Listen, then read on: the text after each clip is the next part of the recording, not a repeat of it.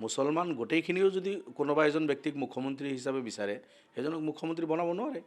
কাৰণ অকল মুছলমানে নোৱাৰে, কাৰণ মুছলমানৰ এতিয়া অসমত আফটাৰ ডেলিমিটেশ্যন সংখ্যালঘু মানে জনগণৰ পৰা 22-23টা সমষ্টিতে আছে য'ৰ পৰা সম্ভাৱনা আছে যে মুছলমানৰ প্ৰতিনিধি হৈ জিকিব পাৰিব, যিটো যোৱা দিনবিলাকত 30, 35, 40লৈকে যাব পৰা এটা সুবিধা আছিল ডেলিমিটেশ্যনৰ আগত। এতিয়াও আমি অসম বিধানসভাত 30জন সংখ্যালঘু মাইনৰিটি বিধায়ক আছোঁ, কিন্তু আৰু 10টা আসন জিকিব পৰা এটা পজিশ্যনত আছিল, সেইবিলাক হয়তো কিবা কাৰণত আমি জিকিব পৰা নাছিলোঁ। কিন্তু এইবেলি ডেলিমিটেশ্যন কৰি আসনবিলাক এনেকুৱা কটা চিটা কৰি ডাম্পিং কৰিছে অকল মুছলমান ভোট দি, মানে হিন্দু এলেকা বা নন মুছলিম এলেকাৰ আসনবিলাকত 1,80,000, 2 লাখ ভোট, 2,20,000 এনেকুৱা ভোট। মুছলিম আসনবিলাকত আপুনি চাব 2.5 লাখ, 3 লাখ, 3,10,000 এনেকুৱা ভোট দি 3 লাখ, 2,90,000, 3 লাখ, 3,10,000 এনেকুৱা চব ডাম্পিং কৰিছে, গোটেই ভোট কাটি চাটি আনি এনেকৈ বনাইছে।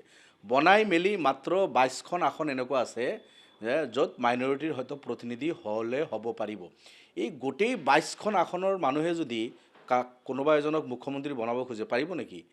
আৰু 104খন আসন বাদ দি থৈ, গতিকে 104খন আসনৰ মানুহে, গৰিষ্ঠ সংখ্যক মানুহে যিটো বিচাৰে, সেই 104খন আসন যিটো আছে বা 103খন আসন যিটো মানে নন মুছলিম এৰিয়াত যিখিনি আছে আসন, তাৰে মানুহে কি বিচাৰি আছে, তাৰে মানুহে কাক বিচাৰি আছে মুখ্যমন্ত্ৰী, তাৰ মানুহে কাক বিধায়ক বনাব, এইবিলাকে মই ভাবোঁ ডিপেণ্ড কৰিব অসমত চৰকাৰ বনোৱা।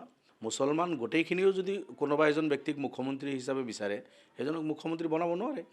কাৰণ অকল মুছলমানে নোৱাৰে, কাৰণ মুছলমানৰ এতিয়া অসমত আফটাৰ ডেলিমিটেশ্যন সংখ্যালঘু মানে জনগণৰ পৰা 22-23টা সমষ্টিতে আছে য'ৰ পৰা সম্ভাৱনা আছে যে মুছলমানৰ প্ৰতিনিধি হৈ জিকিব পাৰিব, যিটো যোৱা দিনবিলাকত 30, 35, 40লৈকে যাব পৰা এটা সুবিধা আছিল ডেলিমিটেশ্যনৰ আগত। এতিয়াও আমি অসম বিধানসভাত 30জন সংখ্যালঘু মাইনৰিটি বিধায়ক আছোঁ, কিন্তু আৰু 10টা আসন জিকিব পৰা এটা পজিশ্যনত আছিল, সেইবিলাক হয়তো কিবা কাৰণত আমি জিকিব পৰা নাছিলোঁ।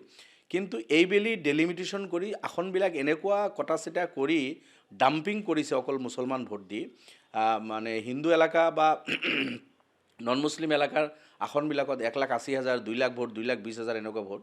মুছলিম আসনবিলাকত আপুনি চাব 2.5 লাখ, 3 লাখ, 3,10,000 এনেকুৱা ভোট দি 3 লাখ, 2,90,000, 3 লাখ, 3,10,000 এনেকুৱা চব ডাম্পিং কৰিছে, গোটেই ভোট কাটি চাটি আনি এনেকৈ বনাইছে।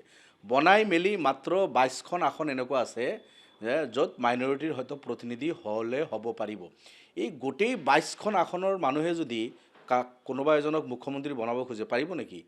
আৰু 104খন আসন বাদ দি থৈ, গতিকে 104খন আসনৰ মানুহে, গৰিষ্ঠ সংখ্যক মানুহে যিটো বিচাৰে, সেই 104খন আসন যিটো আছে বা 103খন আসন যিটো মানে নন মুছলিম এৰিয়াত যিখিনি আছে আসন, তাৰে মানুহে কি বিচাৰি আছে, তাৰে মানুহে কাক বিচাৰি আছে মুখ্যমন্ত্ৰী, তাৰ মানুহে কাক বিধায়ক বনাব, এইবিলাকে মই ভাবোঁ ডিপেণ্ড কৰিব অসমত চৰকাৰ বনোৱা।